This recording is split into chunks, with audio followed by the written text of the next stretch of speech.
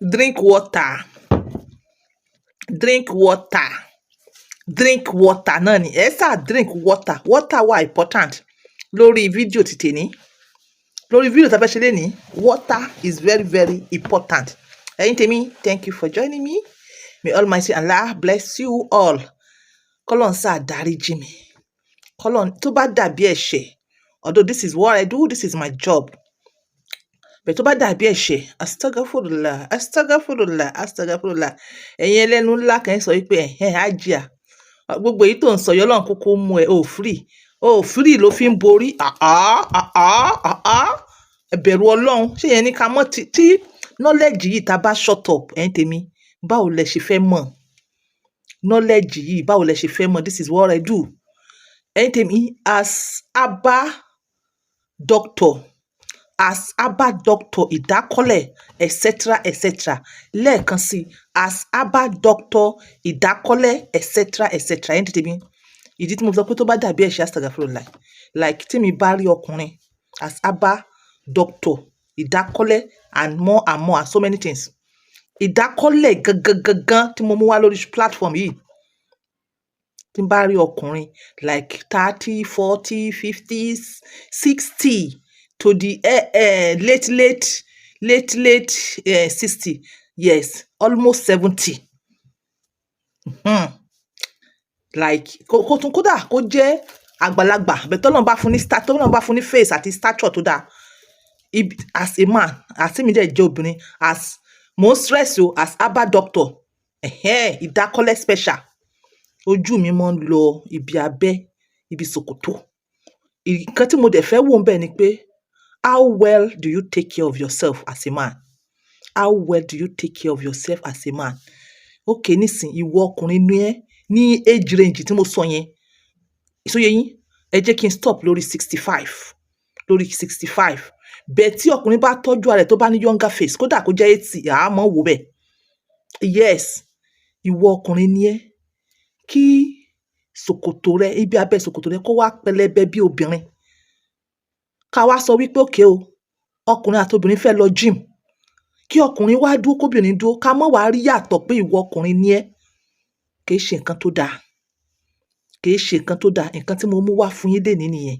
Kì í ṣe nǹkan tó dáa. So, o need láti ṣe kíni? Láti tọ́jú ara ẹ. Ẹ tọ́jú ara ẹ. Èyí tí mò ń sọ yìí, is all about blood flow. Ṣé ìwọ ti tọ́jú ara ẹ débi pé blood flow rẹ wà okay?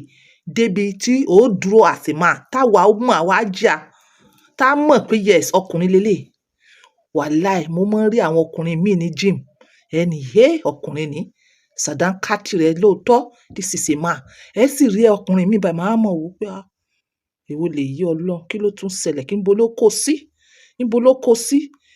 Ẹ dákun, Ghana those days, wọ́n kó báyìí, wọ́n kó sábẹ́. Bó kó sábẹ́ tó páàkì dáadáa pẹ̀lú pàǹtì, ó sì yẹ kó show difference between a man and a woman. Bèlèǹtẹ̀lé láyé John, fún ẹ̀yin tẹ́ ẹ̀ tí gbọ́ education yìí. Láyé John lẹ́ẹ̀ páàkì ẹ̀ pátápátá tó ru ó mu. Tó ru bá mu kò ní sí blood flow. Tó ru bá mu kò ní sí àtọ̀ gidi. Tó ru bá mu ọmọ ó kéré. Ó kéré. Ẹ túlẹ̀. Ẹ túlẹ̀ lẹ̀. Ẹ yé wọ nǹkan tó máa nira mọ́, tó máa fún oorun fún pa. Ẹ fún ní blood flow. So, láti fún ní blood flow, you understand? Take care of all your sicknesses. Ẹ take care sìgá, ẹ má mu sìgá, ẹ mu smoking. Seriously, ó ń pa blood vessel, ó ń pa àwọn veins.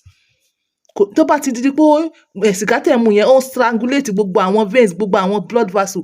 Báwo lẹ ṣe máa rí blood flow alálùbáríkà? Gbogbo nǹkan tó ń jẹ́ alcohol, ẹ dákun ẹ gbàgbé ẹ ṣe exercise.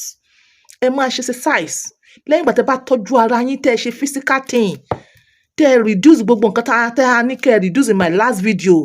Ṣóyé yín, mo fẹ́ kẹ́ ẹ lọ get apps yìí. And ẹ jẹ́ kí n sọ kíní kan fún yín.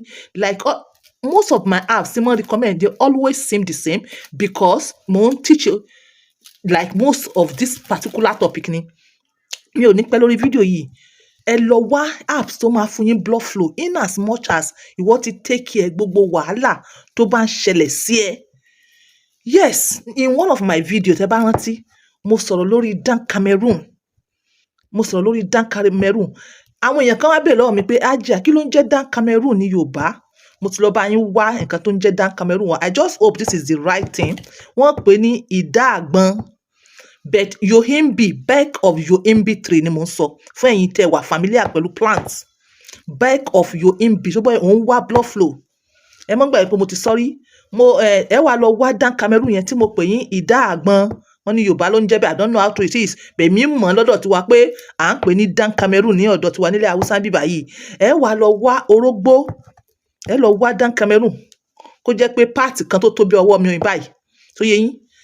Ẹ wá atare odidi kan, orógbó like 8 pieces, ata àjọsì, yes, ẹ mix ẹ, ẹ tèmi, ẹ mọ tá sí tíì, ẹ mọ tá sí tíì láàárọ̀. In fact, o lè tá sí rice ẹ, ó máa fún ẹ ní blood flow. Èmi ò advise kó dà sẹ́nu, like seriously tó bá sápẹ́ lórí náà you sabi. Ẹ mọ́ gbàgbé níjọ́ wo náà mo sọ̀rọ̀ nípa pandoro àti atare, no, pandoro àti ata àjọsì, yes, fún blood flow. Okay, ó wá tún fẹ́ lọ another side, ó fẹ́ lọ another side. Mo fẹ́ kó bá mi wá for blood flow àti energy, kó tún wá fún ẹ ní libido. Do you understand? Lọ bá mi wá obì gbogbo ǹṣe tá à ń pè ní gilgo biloba àìlóyìnbó. Then wá bá mi wá ewé miesu, gálíkì, ginger, kànáfùrù díẹ̀, cinnamon, turmeric. Wá bá mi wá sọ̀m̀bọ̀ díẹ̀ sí. Wàá tọ̀nù gbogbo kíní sí powder. Wàá máa fi sínú tíì, má jẹ́ kó jẹ́ teaspoon kékèké, fi sí tíì, kí tíì yẹn kó má wàá jẹ́ tíì tútù o, kó jẹ́ tíì tó lọ́wọ́rọ́, kí gbogbo ẹ̀ ṣáná wọlé ṣàṣàṣà. Yes, tí o bá ní problem nervous system, in fact, tó bá jẹ́ pé kò ṣe serious one, yes, àwọn herbs yìí wọ́n sì lè help nervous system ẹ tó bá jẹ́ serious one. So o lè repeat nǹkan tí mo díẹ̀díẹ̀ láàárọ̀ àti nírọ̀lẹ́. Wàá rí nǹkan rẹ ò ní mọ̀ lẹ̀, kò ní mọ̀ lẹ̀ mẹ́ lábẹ́ bí obìnrin, kò ní mọ̀ lẹ̀ mẹ́ lábẹ́. Ẹ̀yin tèmi, fún ẹ̀yin tí ẹ understand nǹkan tí mo sọ, mo ní ẹ lọ bá mi wá ewé miesu, ẹ bá mi wá obì gbogbo ǹṣe, ẹ bá mi wá gálíkì, ẹ bá mi wá ginger, ẹ bá mi wá cinnamon, ẹ bá mi wá turmeric, ẹ wá bá mi wá sọ̀m̀bọ̀ díẹ̀. Tó bá wù yẹn ra fi iyọ̀ tíntínní sí, but kò necessary iyọ̀ because ẹ fẹ́ máa fi sí tíì ni.